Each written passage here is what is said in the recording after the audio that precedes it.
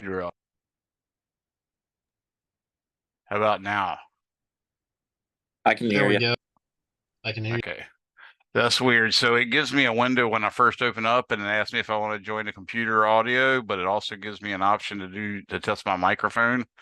And I didn't want to just blatantly use whatever the computer audio is because I had this other device. So I thought I had to do that, but evidently that was the problem.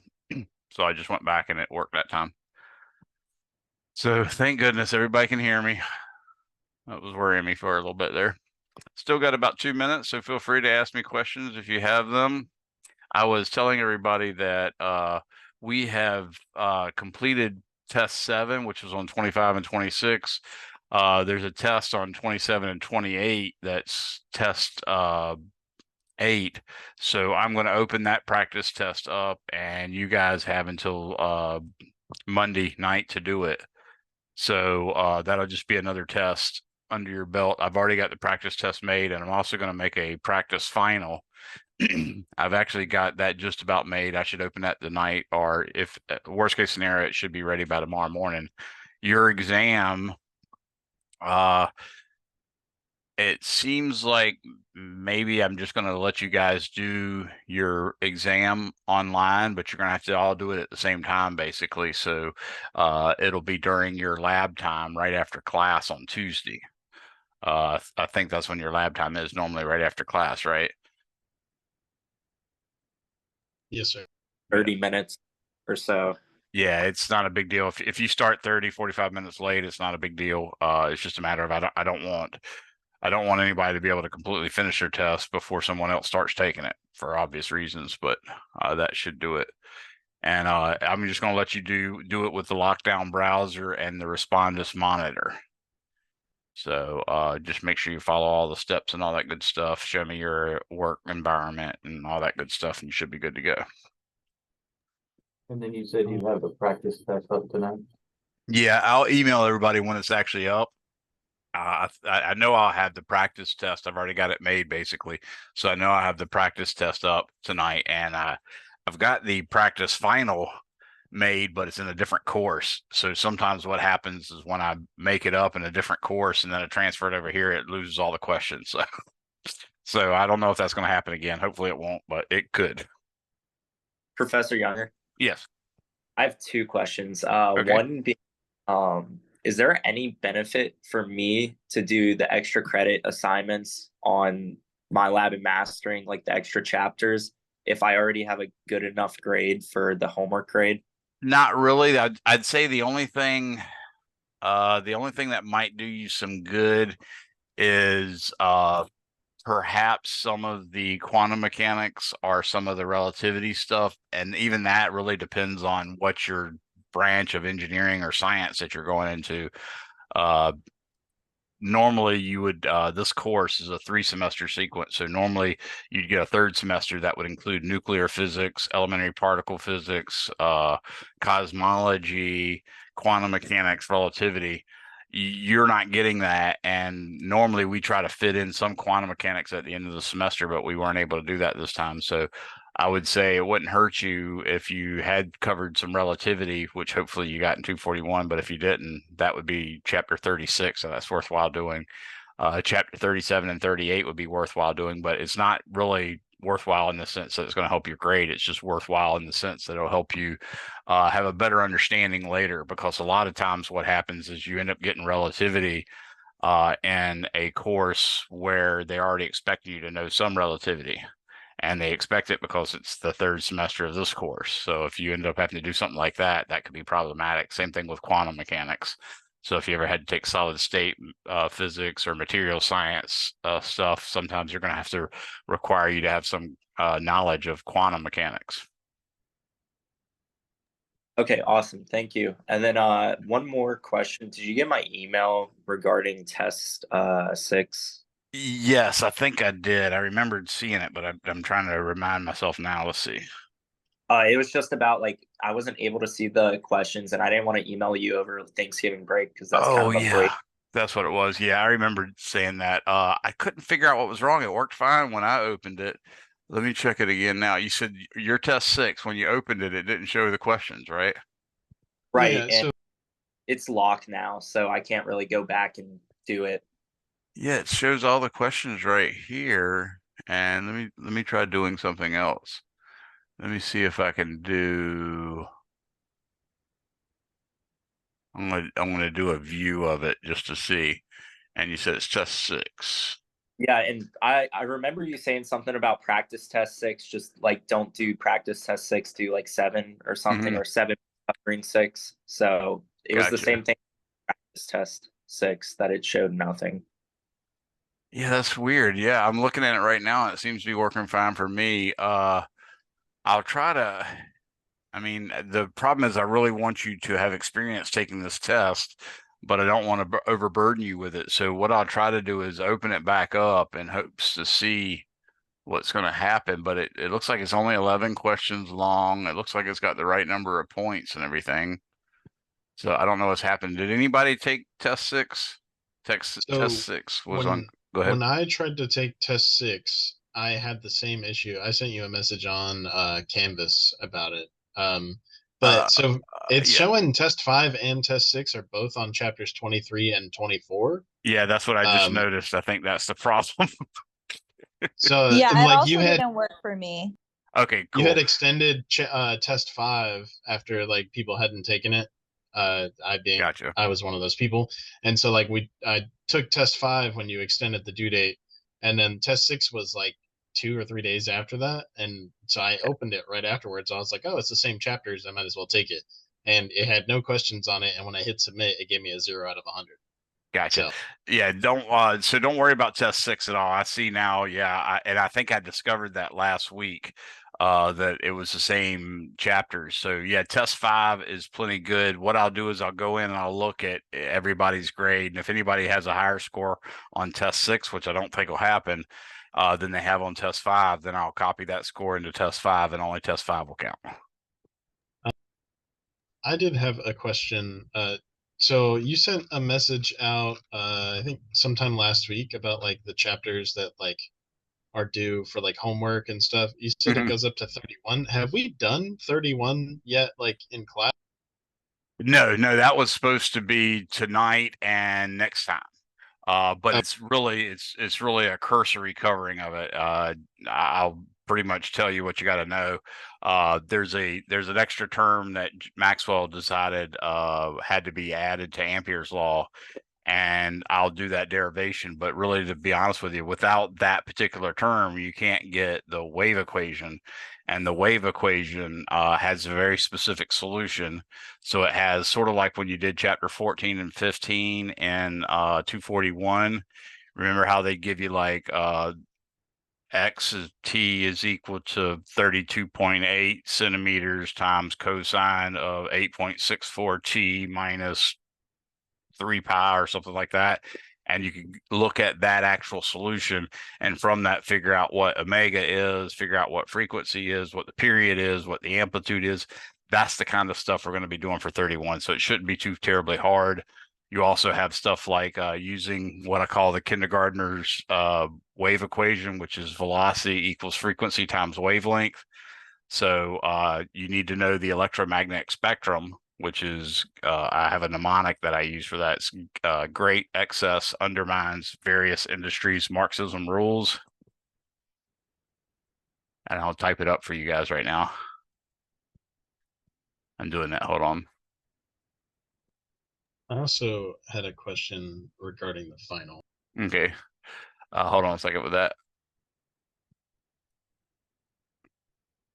So that's my mnemonic I use for the electromagnetic spectrum. And what that is gamma rays, X-rays, ultraviolet, visible, infrared, microwaves, and radio waves. All of those are what we call EM radiation. And what that means is they all travel at the speed of light. So I can ask you a question like, what's the wavelength of the carrier wave for FM 93.7?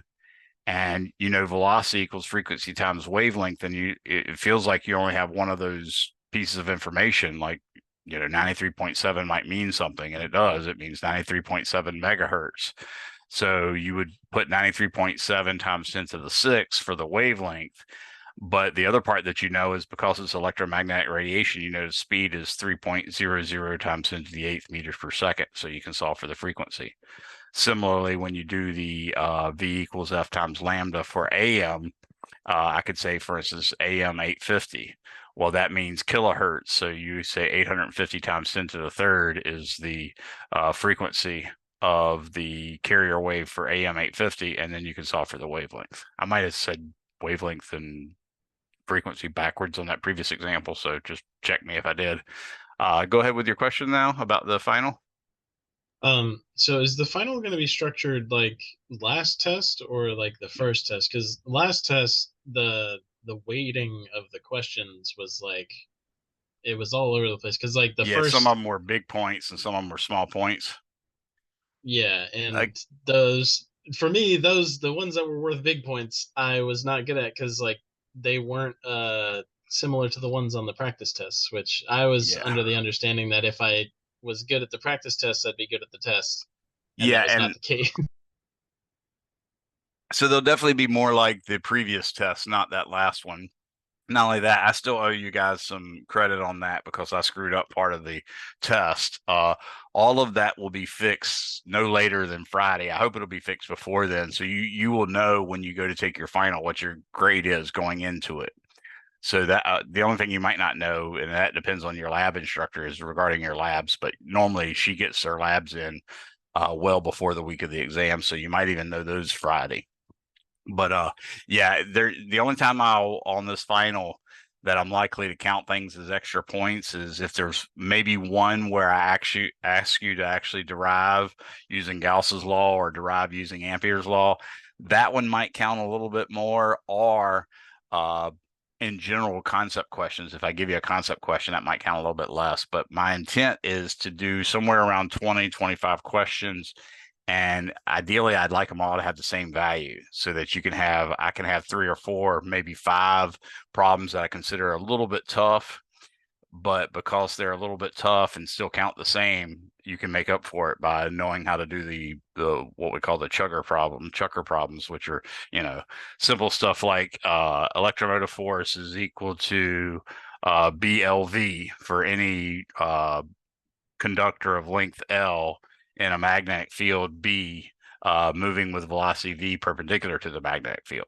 So that's one where it's just a blatant formula. You just plug it in and do like that. That's what most of the questions should be. And then you'll have a couple where you're actually going to have to do some work, derivation or something. Those generally I try to keep them all have about the same points. Okay. Professor, Yes. so I just wanted to double check. So I have a couple late assignments that I plan on getting done. I just want to know when the very last date to turn those in is.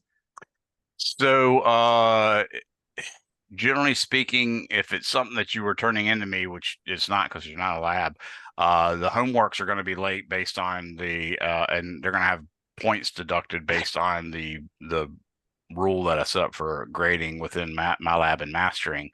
Yeah. I was just wondering, so I just need to get the ones done before the exam, basically. Yeah, I think I've got a deadline of like the 4th. So it's like either Okay. Sunday or Monday. Yeah, that's no so it's problem. I either just wanted to 3rd double check that. Yeah, I would Okay. try that. And to be honest with you, if you're missing a lot of homeworks, I would say it's probably more important that you focus on being able to do really well in the final, because doing well in the final can erase a lot of misdeeds in terms of missing homeworks and stuff. So yeah, I'd worry more about that rather than catching up, because the homeworks are really just for you to do better on the tests. Got it. All right. Thanks for the advice. No problem. And the lowest couple homeworks and tests get dropped, right? Yeah, I think I said I dropped the 2 lowest, but at least I know I always drop at least the 1 lowest, and then every time I add an extra credit, I drop another one. So, and I know I've added at least 2 extra credits. Professor Younger, I also have 2 more questions. Yes, I'm go so for it, sorry. Anna. Everyone's like bombarding you right now. No problem. So, you told us we're gonna get our actual grade on Friday in the lecture class, correct? Yeah, you should get it definitely by then, but hopefully before then. And then as for my final, were you able to figure out when I would be able to take that? Yes, and you sent me, I think you sent me a couple of emails over the break. I mean, over the weekend and the break. Yeah. I will probably have it ready as early as I could possibly have it ready tomorrow, but I'll definitely have it ready Thursday. Okay, so I can take it Thursday. And in fact, you don't even have to go to the testing center because I decided to let everybody take it with the Respondus lockdown browser. So, Okay, so is there are we taking it all on Thursday, or do you want to take it that day next week? aren't you one of the people that'll be out of the country or out of? Yeah, but I'll still have like internet access to get So it you could done. actually take it there. Well, if you can take it Yeah. then, that would be better for me. Okay. Yeah, that way I wouldn't have to make, because otherwise I have to make one for you and then a slightly different one for Yeah, everybody else. that works. I can take it the day of as long as it's on Respondus. Yeah, it'll be a Respondus Yeah. lockdown browser. So All no right. problem. Thanks, Professor Younger. Appreciate You're you. welcome. Anybody else? Okay, so when we last talked, we were in chapter 28 and I was working up to AC circuits, and specifically I was working up to AC circuits with L, R, and C. In other words, with inductors, resistors, and capacitors in it. And I went through the part where they have a resistor in section 30-7-1, and then they had an inductor in section 30-7-2, and then they had a capacitor.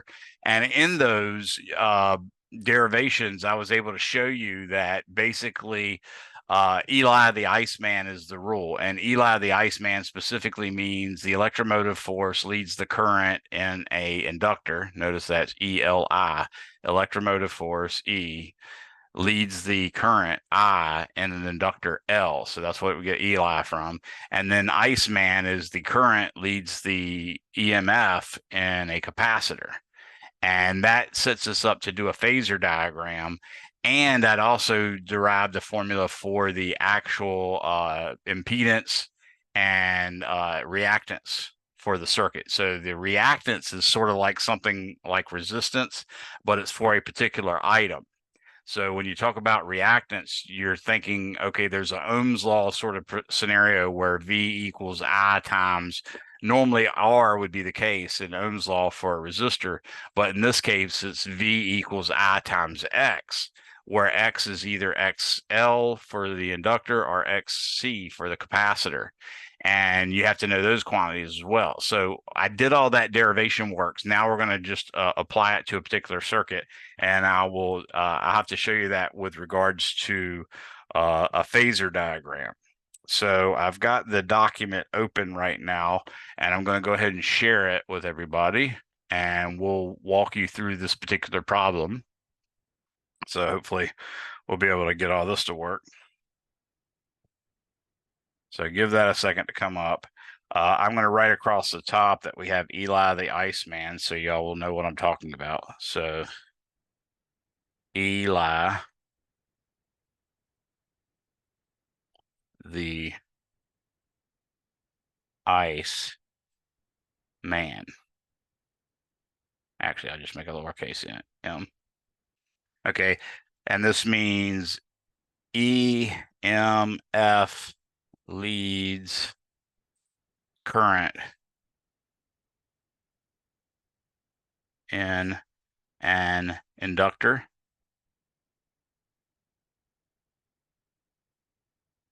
L, and current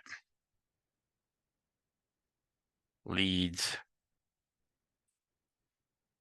EMF in a capacitor. C, okay? And what we know is XL is equal to omega L, and XC is equal to 1 over omega C. And remember, of course, omega is equal to 2 pi times F. So hopefully that'll help you a little bit. The main thing is the units of X are ohms, okay? And then the other thing, which we'll see in a second, is the reactance. These are the reactants, but it's the impedance. So there's also something called impedance.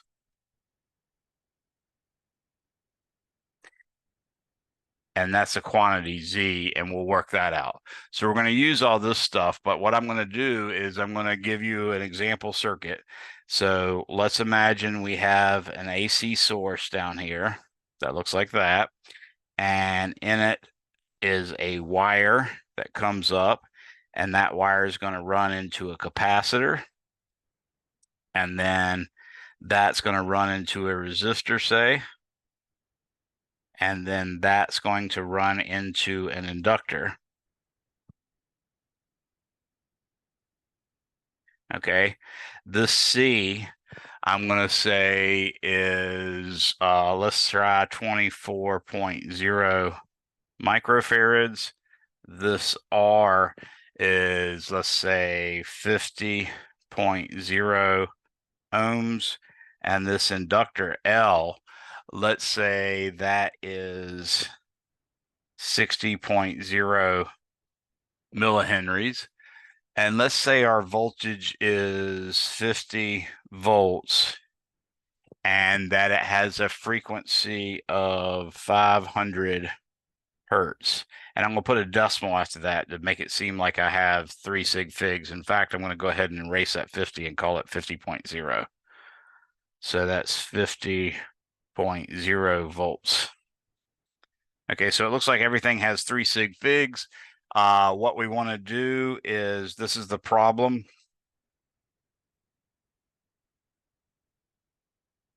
And I'm going to draw a line like this.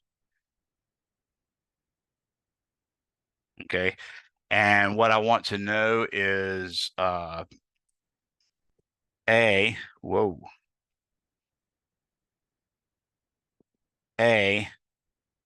what is IRMS? Okay, so we're wanting to know the root mean square current. This, by the way, this 50 is VRMS. I didn't actually say that, but that should be what you assume unless we tell you otherwise. So if I tell you you have an AC source and I give you a voltage, but I don't tell you explicitly what it is, you should assume it's a RMS voltage. B, we're wanting to know what are the voltmeter readings. So VRMS equals question mark for R, L, and C. And then for part C, what we want to know is the phase angle.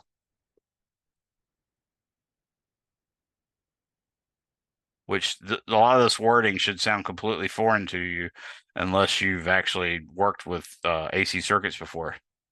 So what is the phase angle? Phi. And then finally, D, what is the power dissipated?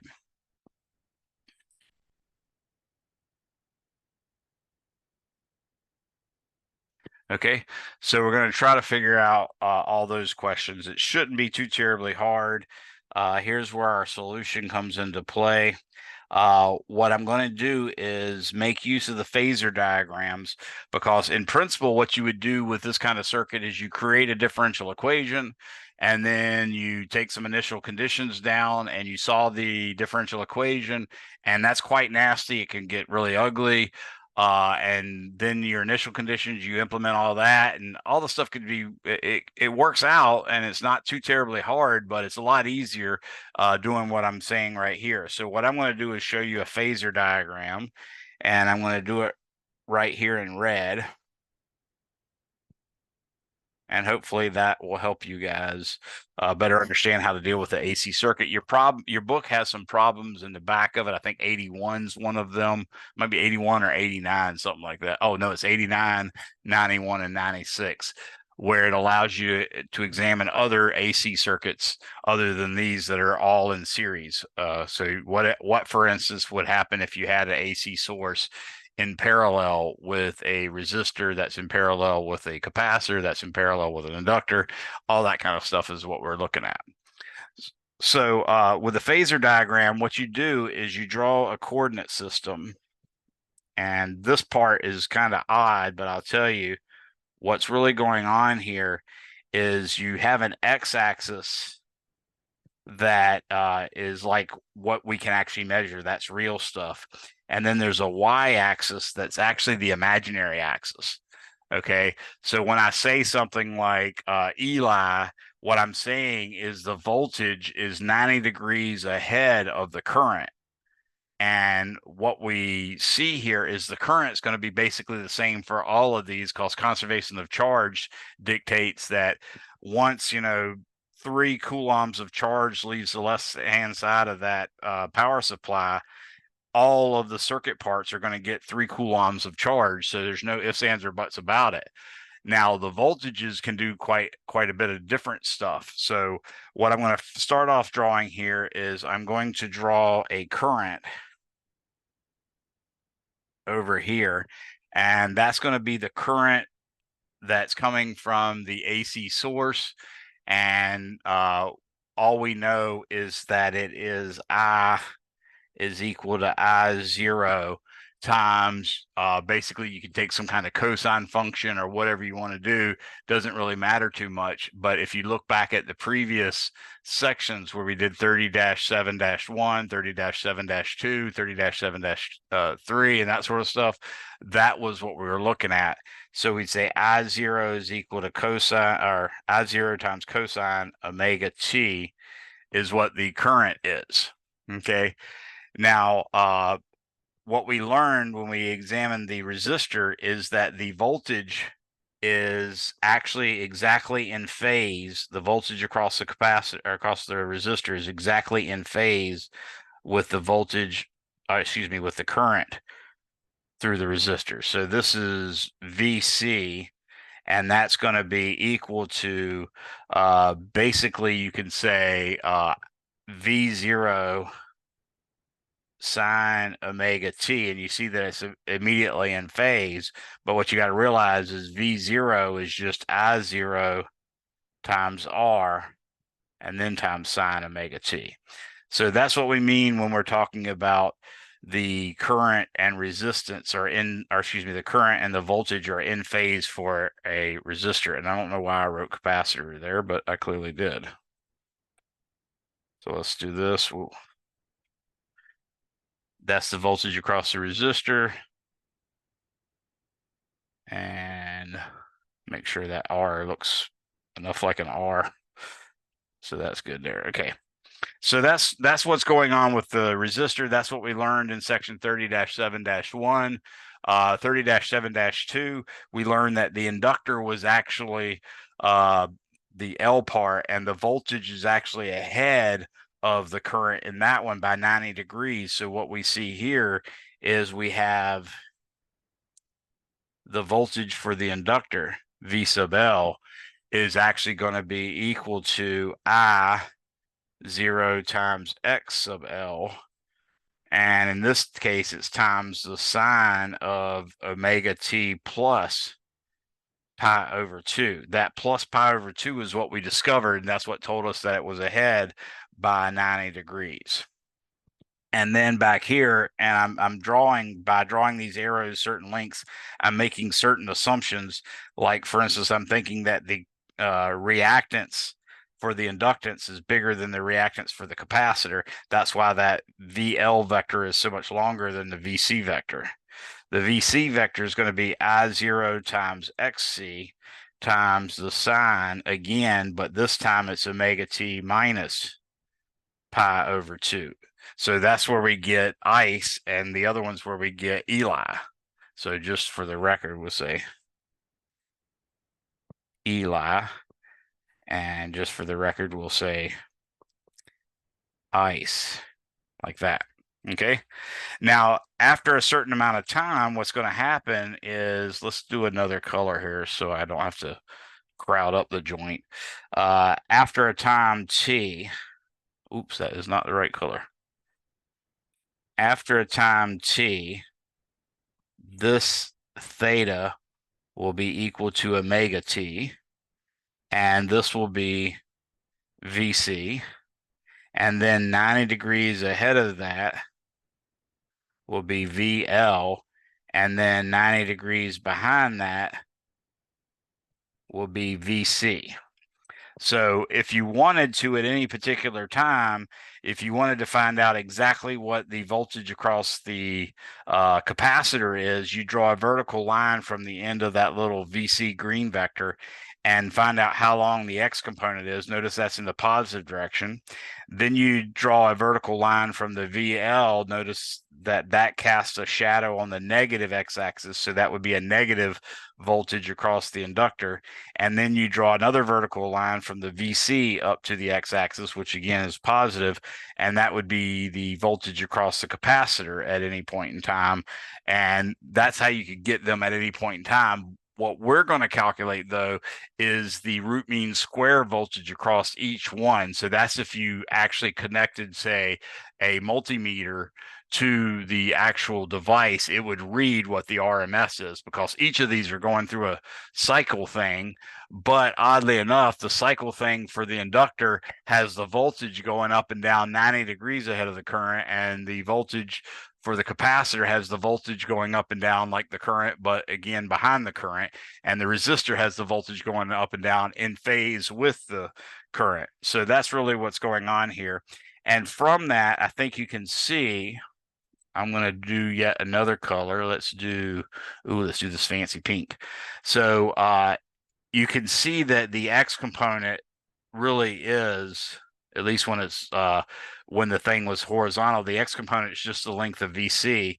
But the result of all this is this little pink vector right here.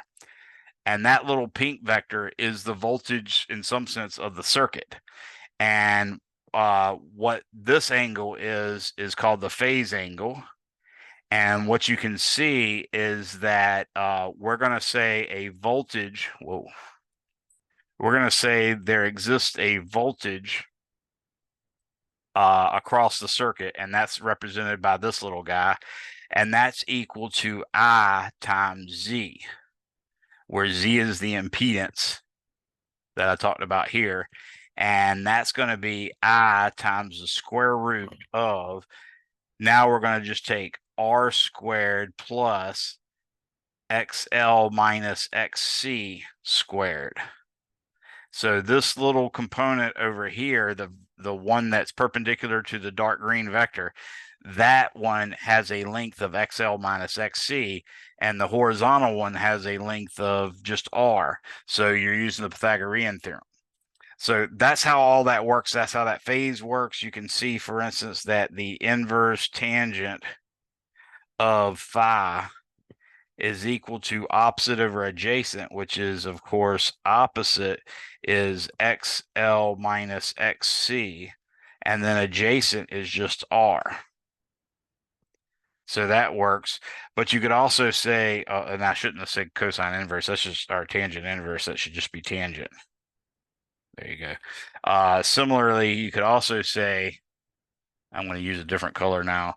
I could also say that cosine phi is actually adjacent over hypotenuse, and that would be basically R over square root R squared plus XL minus XC quantity squared, like that.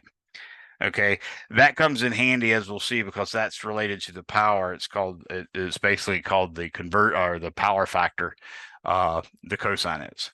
So when I do this, what I first need to do is I need to go through and figure out what the net impedance is, so that I can then use that in each of these expressions and make some sense of it. So first off, I'm going to say XL. Well, actually, I did decide I was going to do this in blue, so let me go back and do it in blue. So XL is equal to omega. We cannot see the bottom of the page.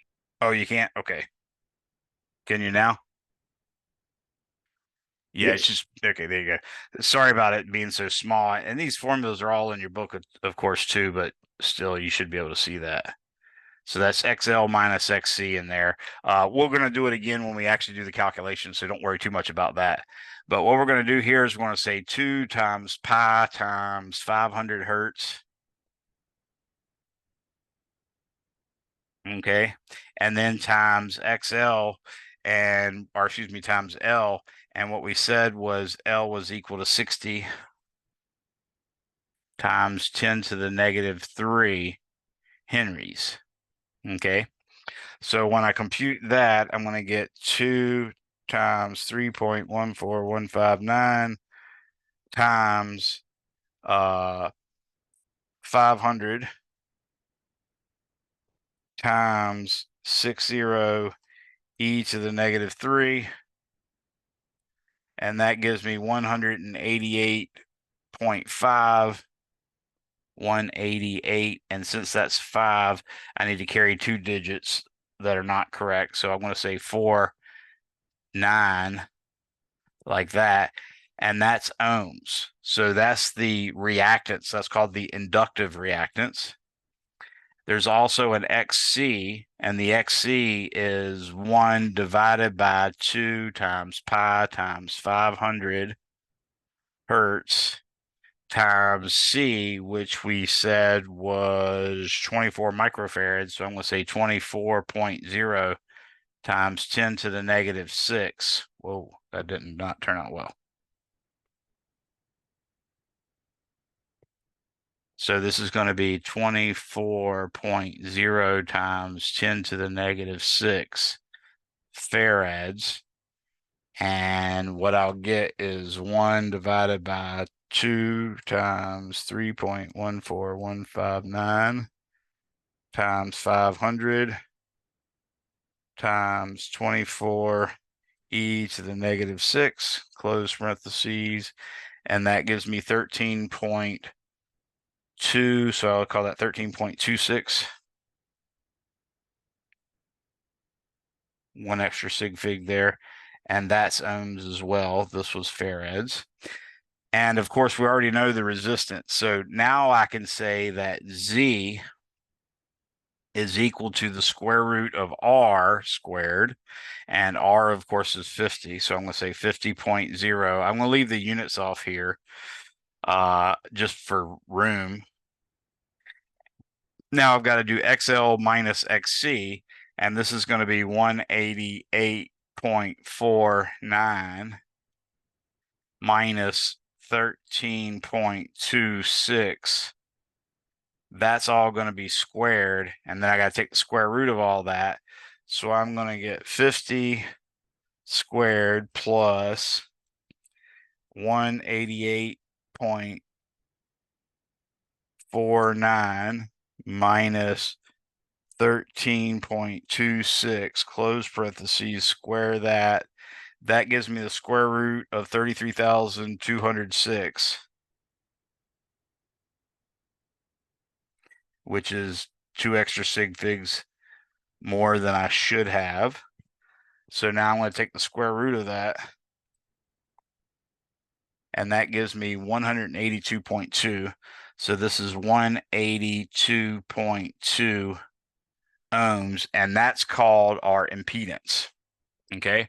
Now, why do we need that? Well, the voltage for part A, the voltage across the resistance is just, if you use it this way, the RMS voltage is just the RMS current times R. So we already know what the R is, and the RMS current, I'll put it down here, is 50. Oh, excuse me. I got to first figure out something else. So I know that the voltage of the device is what determines what my current is. So for part A, oops, I just erased everything. That was awesome. For part A, and let me figure out what I just erased here. I just erased a bunch of stuff that wasn't supposed to happen. There you go. So V RMS for the circuit is equal to I RMS for the circuit times Z. So that means I RMS is just equal to V RMS, which is 50.0 volts, over Z, which is 182.2 ohms. So if I do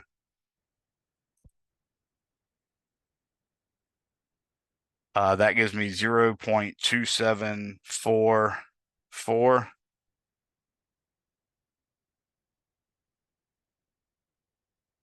amps. And that's one extra sig fig that I'm supposed to use. So that's basically 274 milliamps. So IRMS is equal to about 274.4 milliamps.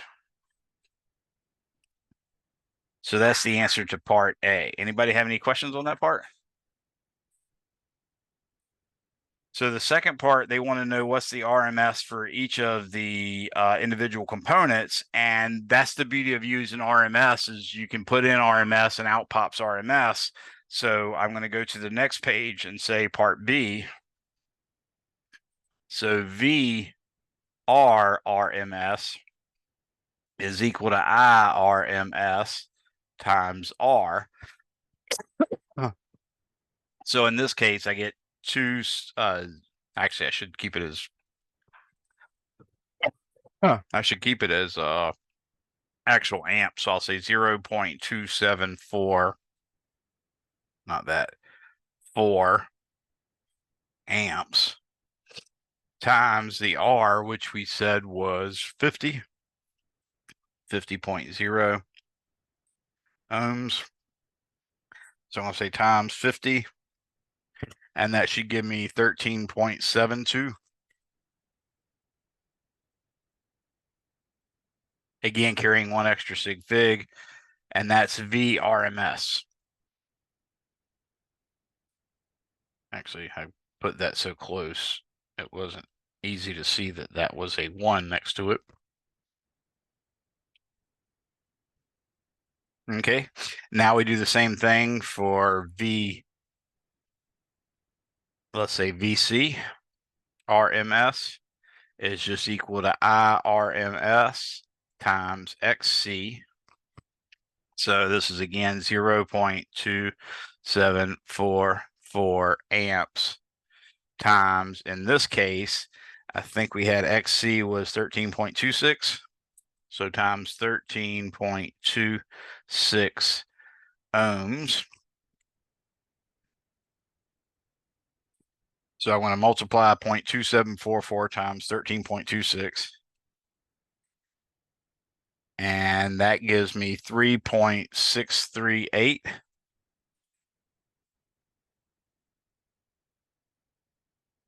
volts. And this, of course, is volts across the capacitor RMS value. So I will box this off, and that's another part for part B. Anybody have any questions on that so far? Okay, now I have V sub L, which is the voltage across the inductor RMS value, is equal to IRMS times XL, which equals 0.2744 amps times, I think this one was 188.49. And that's ohms as well.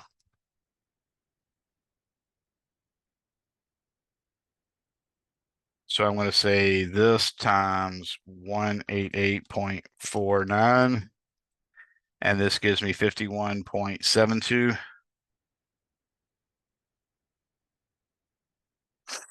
And that's volts, and that's equal to VLRMS.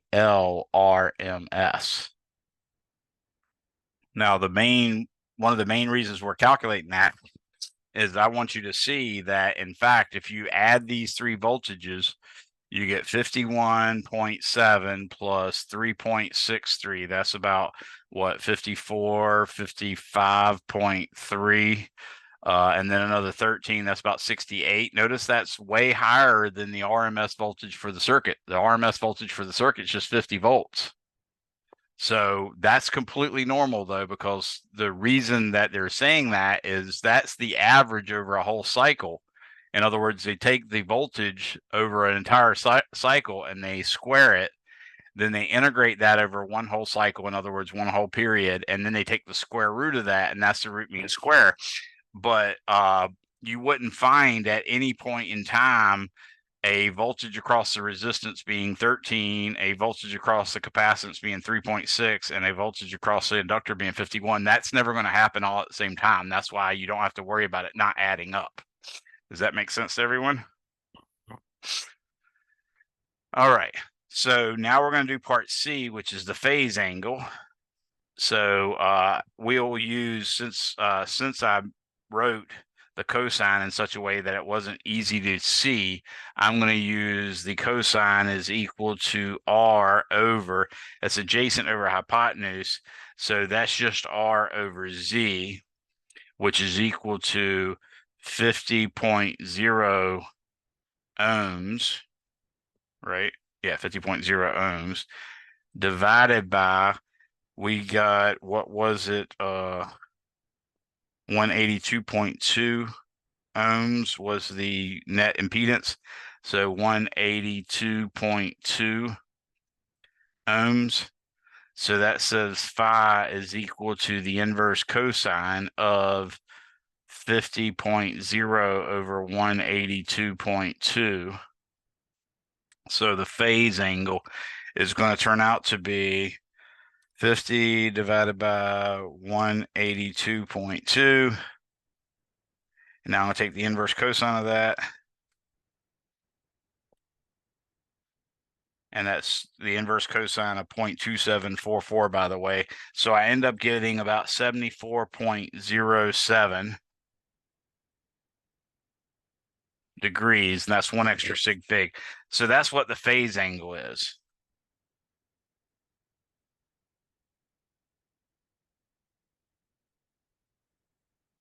Okay, so that's your answer for part C. Now, remember I said this is the cosine inverse of 0.2744. Okay, that comes in handy specifically because it turns out when you actually try to do the power, there's several things you can use. But power is P equals IV. That's one scenario. Power is I squared R. It's also V squared over R. All sorts of crazy stuff. And all of those mean different things when you're actually trying to do it in AC. So what I'm going to do is for part D, I'm going to say that the average power P bar is equal to IRMS squared times Z times cosine phi. It's also, of course, IRMS times VRMS times cosine phi. But if I were to try to use I0 or V0 on any of those, I'd have random factors of 2, the square root of 2, and stuff like that. That's why I almost always do all my work in RMS. So what I'm now going to do is go ahead and calculate what this power is. So the average power dissipated, and by the way, I should point out, even though I did last time, the capacitance and the inductance, since they're out of phase, you basically have V being a maximum when I is 0 and I being a maximum when V is 0. So you're never going to get any power dissipated by the capacitance or the inductance, but you will get it for the resistance, and that's what we're calculating here. So what we're going to calculate here is the average power, which we're going to say is IRMS times VRMS times the cosine of phi. And of course, we know that IRMS is 0.2774, or excuse me, 2744. And I think that's what it was, 2744. Yes. 2744. And that's amps times VRMS, which is 50.0 volts, times 0.2744 was the cosine of phi, which oddly enough happens to be the same thing as the current, but that's just a freak of nature.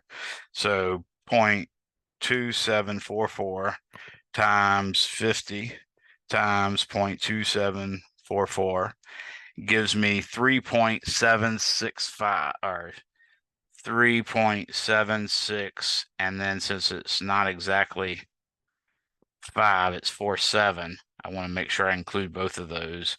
And that's watts. So the actual power dissipated in this case is 3.76 watts, basically.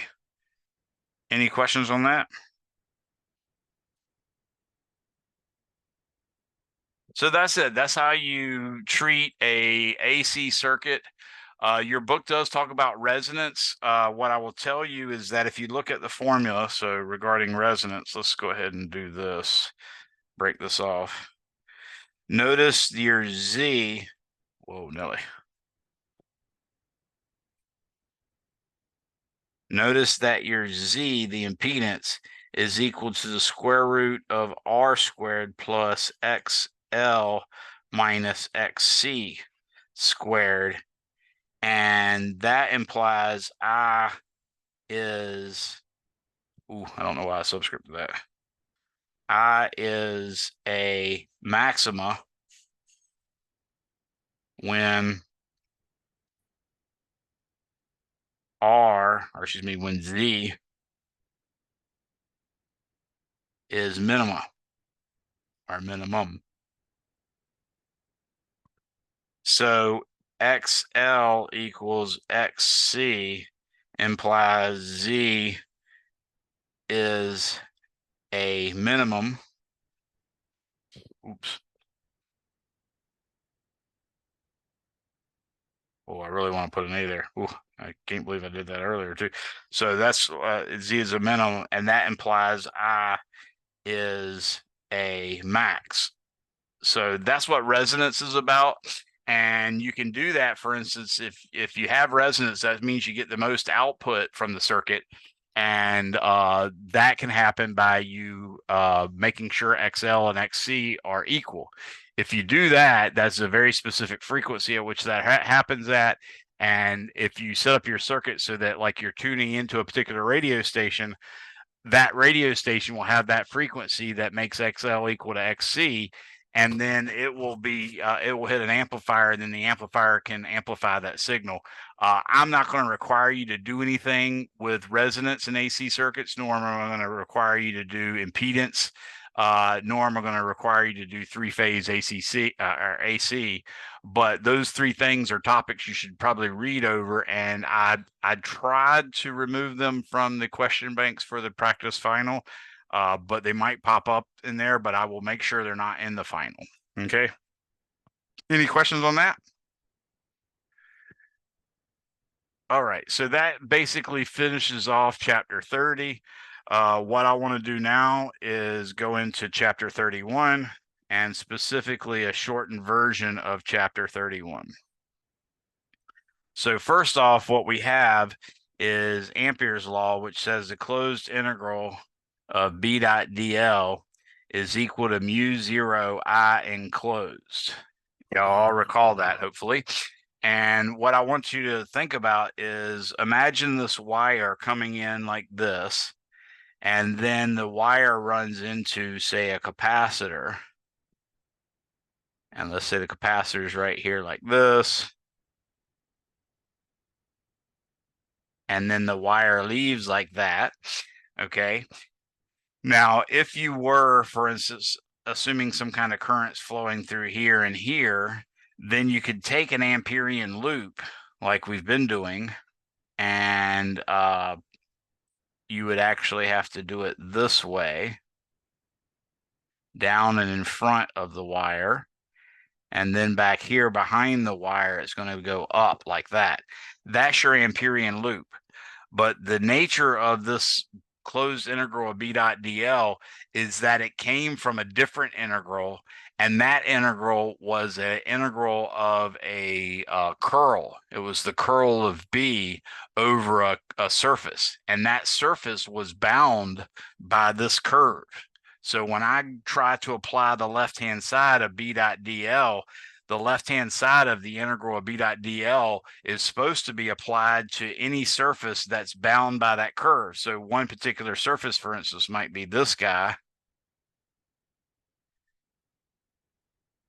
which is all well and good, but what if instead the surface is this guy?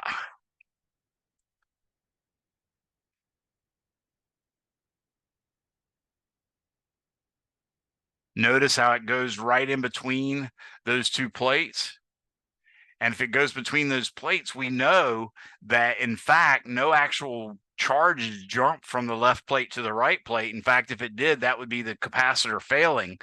We sort of get the equivalent when we put in AC voltage and current through there, but it's literally no current going through it. So in fact, this particular surface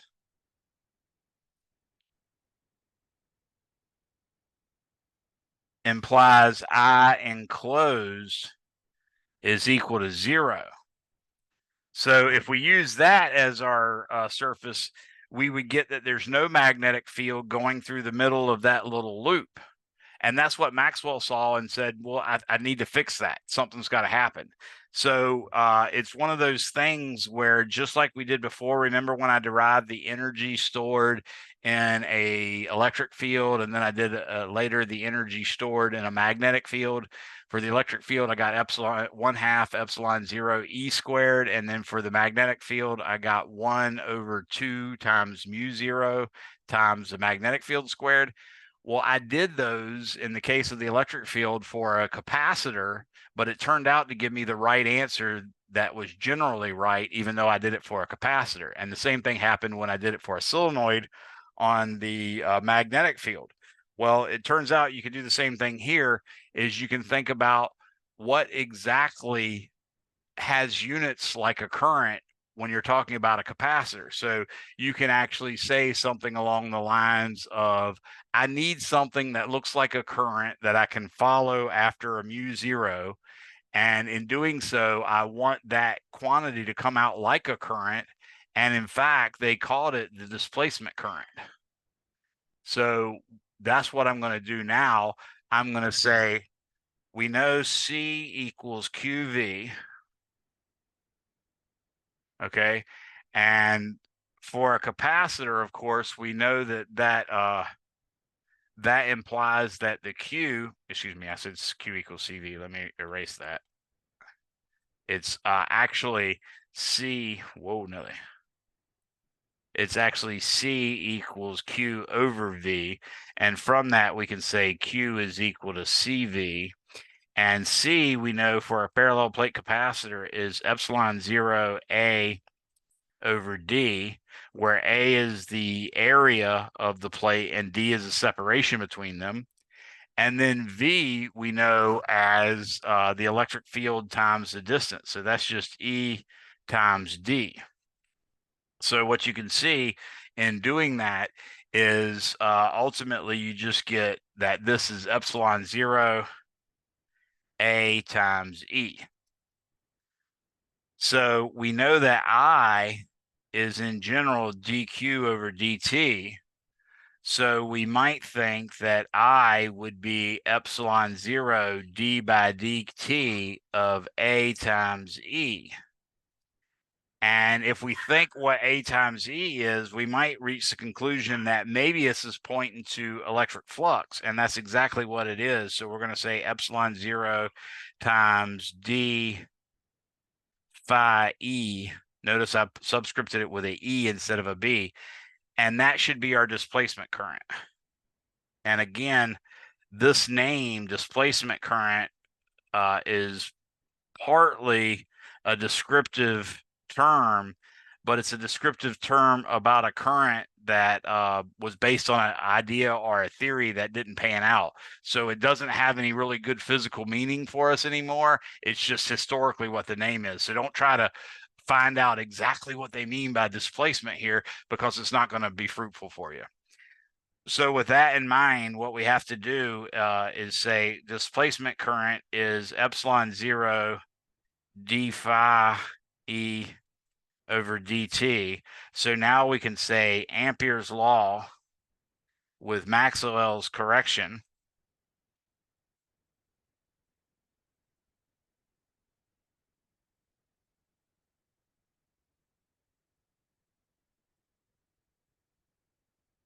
is the closed integral of b dot dl is equal to mu 0 times I enclosed plus, now this time it's going to be epsilon 0 d phi over dt, or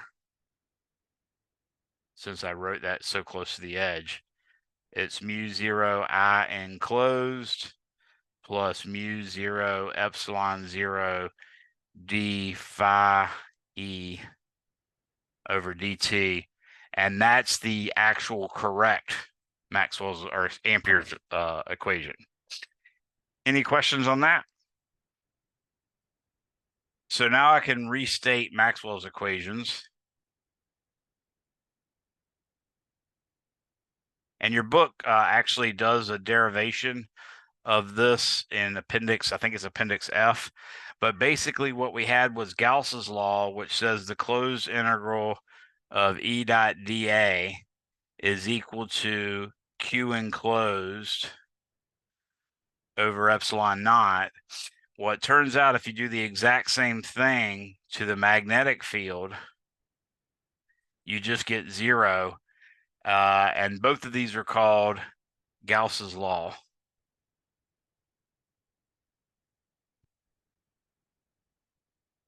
This one on the right is for the magnetic field, but that also shows there's no magnetic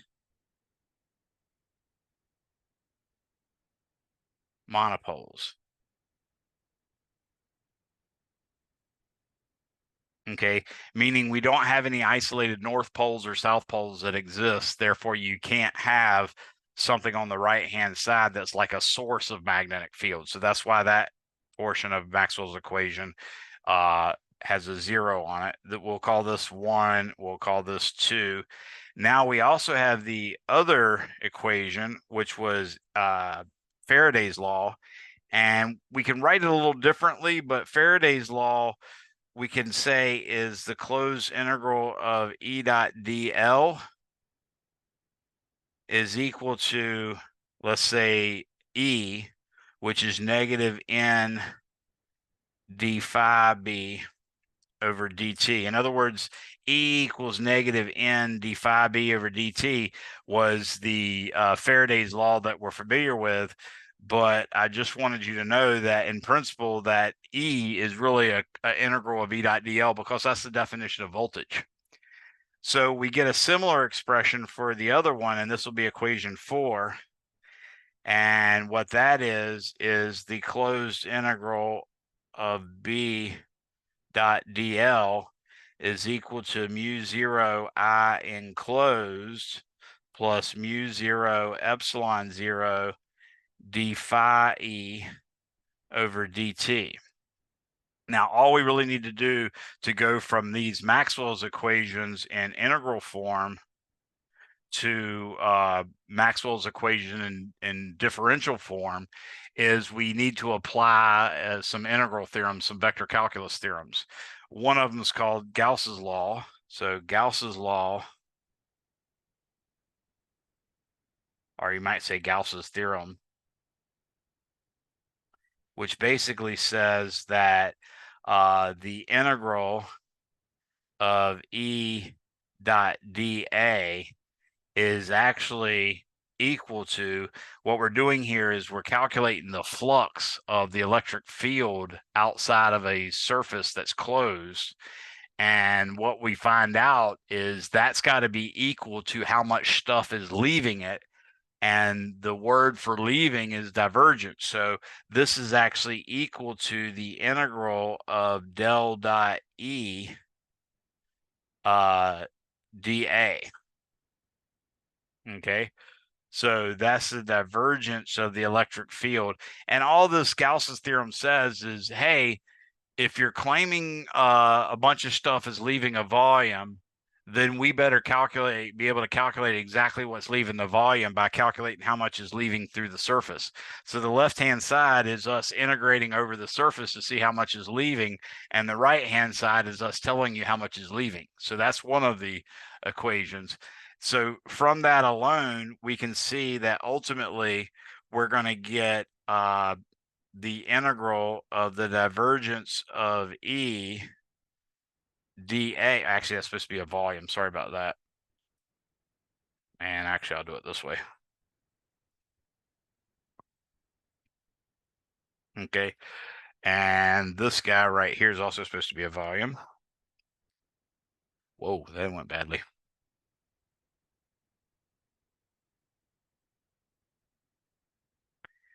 Okay, so that's what the left-hand side of Gauss's law is. But now I want everything to be in terms of a integral over a volume. So I'm going to write 1 over epsilon 0 here, and I'm going to change the Q enclosed to the integral of rho dV. And now you can sort of adjust the rho so that it only has a non-zero value within the volume of the charge, in which case you could just set the two integrands equal to each other, and we get del dot E is equal to rho over epsilon naught. And that is Gauss's law in differential form. And you can, as you might imagine, you can also get del dot B. Oops, I should probably write it in black. You can get del dot B is equal to 0 the same way. Now, the other part is something called Stokes' theorem.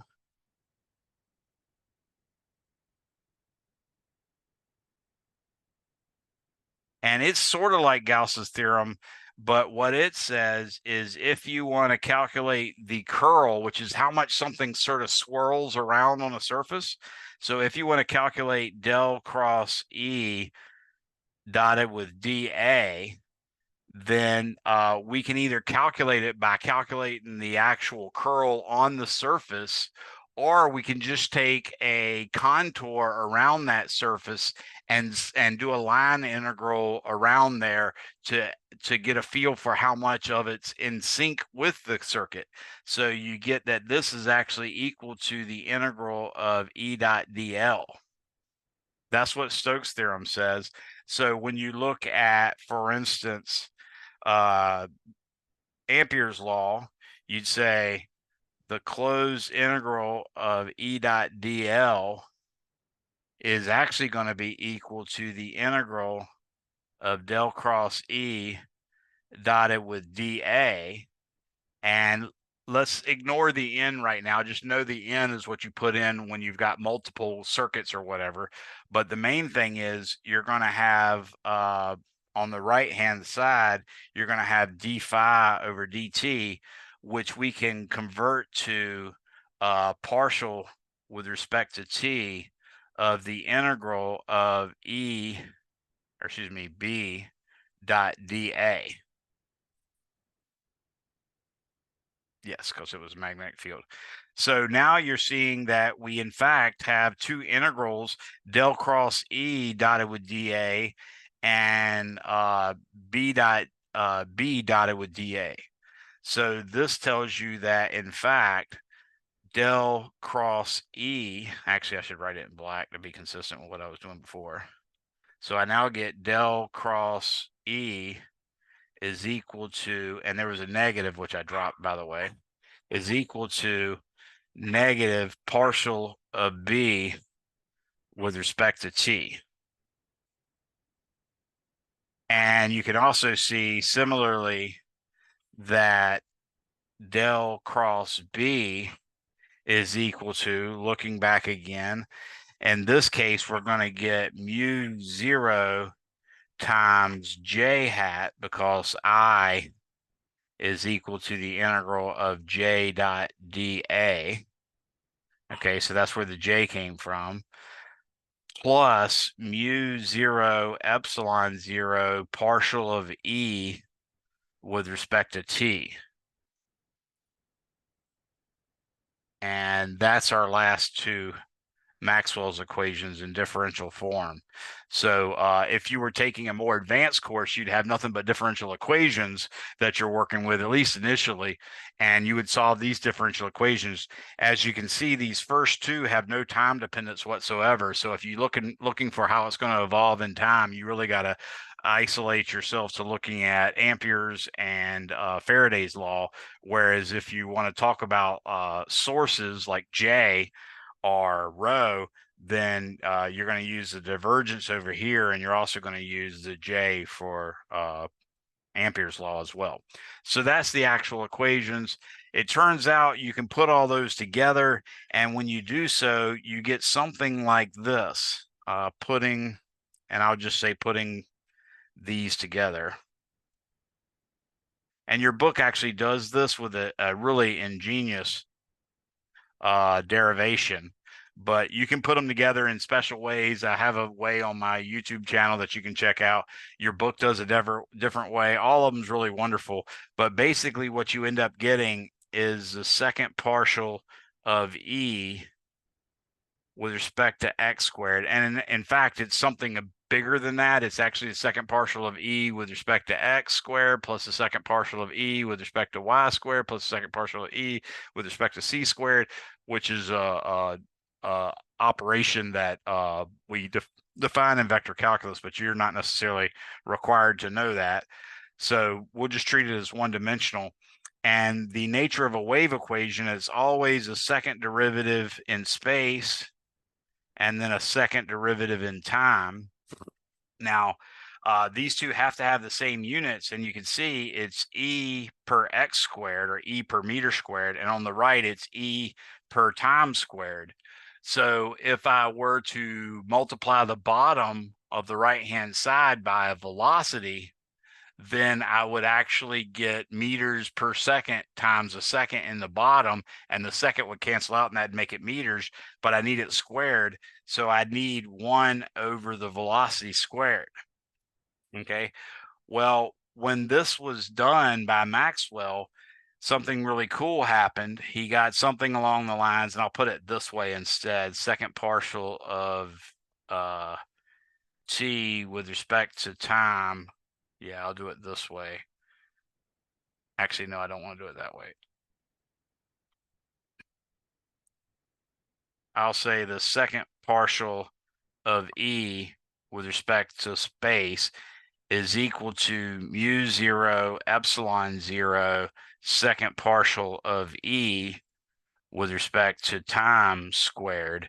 And guess what? If you take 1 over the square root of mu 0 epsilon 0, you'll get 299,792,458 meters per second.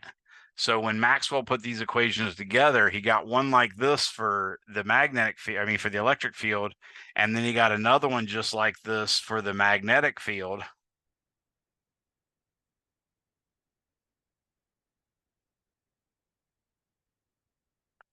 And he, at that moment, knew exactly what light was, because that velocity turned out to be the velocity that he recognized as light. So he knew what light was. And what is light? Well, it turns out you can think of light like this. Let's imagine this is a three-dimensional drawing. It's actually a two-dimensional representation of a three-dimensional drawing. So what I'm going to do is I'm going to imagine an electric field that's sinusoidal. So this is there, and this is what I would call vertically polarized light, because the electric field is actually oscillating vertically. And then perpendicular to that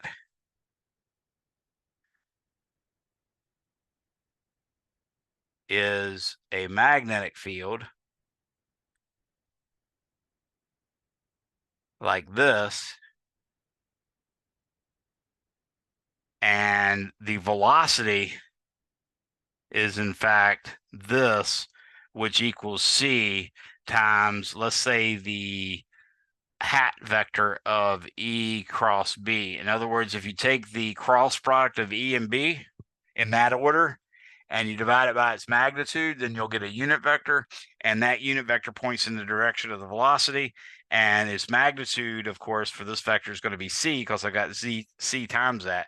So that's what light was as of Maxwell's discovery, which, by the way, we had just finished, all this time working with Huygens, where he said light was, in fact, a wave, and now this is confirmation of that. Now, if you went back a couple hundred years and you'd say, oh, well, Newton had worked of his light as if it were a series of particles, and he got the same equations, but that really didn't matter too much. It wouldn't be for another 30 or 40 years before everybody realized, oh, wait a second, there's something we got to work on, because these two things are seemingly contradictory. But that's what it is. And all of the radiation that's made up of this stuff, an electric field oscillating in one plane, a magnetic field oscillating in the other plane, such that E cross B is the direction of the velocity, all of that is what we call electromagnetic radiation. And I'm going to tell you the parts of it are great excess, undermines various industries, Marxism rules. And I'm going to go a little further and tell you that this is not this is not Roy G. Biv. This is Vib Gior. Okay, which hopefully you can tell, because obviously R should be next to infrared and V should be next to ultraviolet. But the big thing here is this side is about 750 nanometers, and this side is about 400 nanometers. So you can tell that that visible part of the spectrum is really, really, really, really teeny. Okay. Now, one of the solutions of a wave equation is something like this. You could say E is equal to some E0 times cosine kx minus omega t. And then you'd have some kind of vector, which I'll call lowercase e hat, which in this case would be like, say, the y-axis. And then B would equal B0 cosine kx minus omega t. And let's say that one would be in lowercase b hat. And specifically, there exists something called the Poynting vector, Poynting vector. And that Poynting vector is S, and it's 1 over mu 0 times E cross B. Now, Oliver Heaviside invented this about the same time as Poynting did, but Poynting beat him to the actual publication, so it's called the Poynting vector. But the main thing is it is actually the energy per unit area. So it has units like of watts per square meter or something along those lines for this quantity. And that's what you do. Like if you want to calculate, hey, how much energy is being delivered over a square meter of the top of our atmosphere? Well, that would mean the S of the sun. Oops. The S for the sunlight on average is about 1,350 watts per square meter. Okay. So that's like the figure you'd use if you want to actually calculate how much square footage of solar panels would we need to supply the entire electricity requirements for the U.S. And people have argued, oh, you'd have to cover up half the continental U.S. with solar panels. No, you don't have to. In fact, you don't even have to cover up like Rhode Island. It's not even that big. I will tell you that 1,350 is, if I remember correctly, that should be roughly the flux at the upper atmosphere. By the time it gets to the surface of the Earth, it's a little bit less. And I'll also tell you that solar panels are only about 10% efficient. One last thing I want to say about this kx minus omega t. These things are called plane waves. And what that means is basically you can define a plane over which the electric field has a certain strength period. So you can imagine like the crest of one wave being an infinitely long line to the right, and basically everything along that line has a crest of an electric field. If you want to understand what this means, though, you can think of this kx minus omega t as a specific value. For instance, if kx minus omega t was, let's say, 2 pi, then you'd know E is equal to just plain E0 because the cosine of 2 pi is 1, right? So what I want to show you is that this wave, kx minus omega t, is propagating in the positive direction. So I'll say prop in positive direction, and kx plus omega t is in the negative direction. The way we can do that is say, let kx minus omega t equal, let's just say some angle phi. Solve for x. So what we're going to get is x is equal to, we're going to have omega over k times t minus, actually, when I put that, it'll be, yeah. So it'll be plus phi over k. So you see, t equals 0 implies x is equal to 0. T greater than 0 implies x is greater than 0. And T1 greater than T, or T2 greater than T1 implies x of T2 is greater than x of T1. So what we're saying is, as time goes forward, clearly this point on the wave that was corresponding to, say, a value of 2 pi is moving to the right. So that's what that is. If you had the same thing, kx plus omega t, and you set that equal to, let's say, this number, then you'd see x is equal to, in this case, we'd say negative omega over k times t plus phi over k. And you see it's moving in the negative direction. And can anybody look at this and tell from these two equations right here, can anybody tell me what the velocity of this wave is?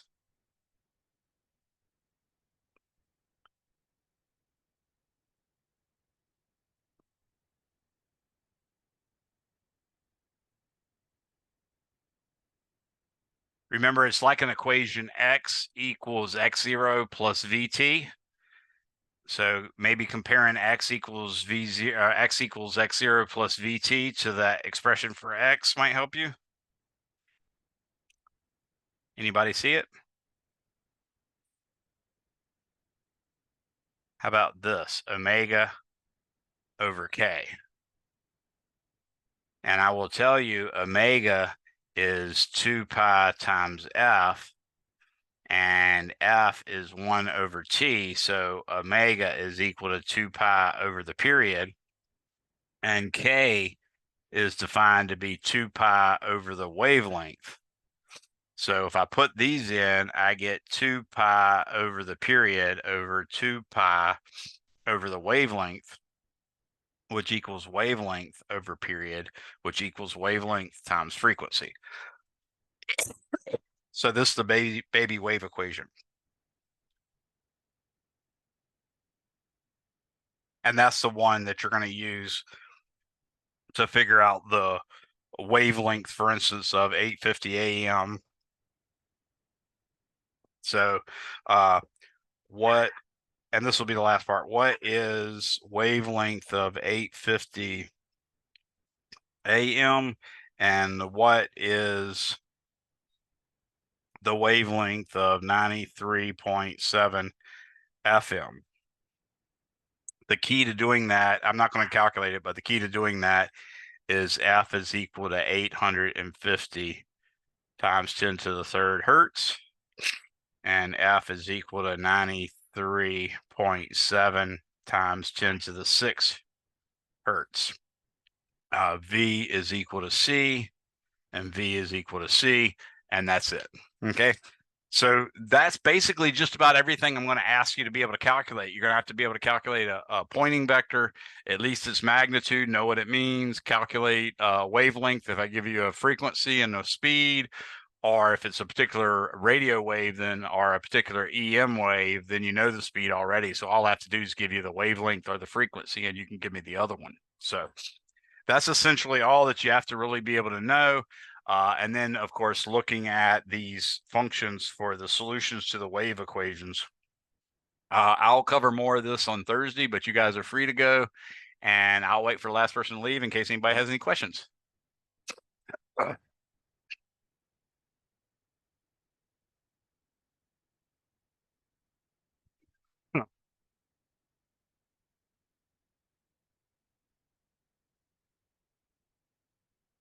Have a great day. You too. Thank you, Haley.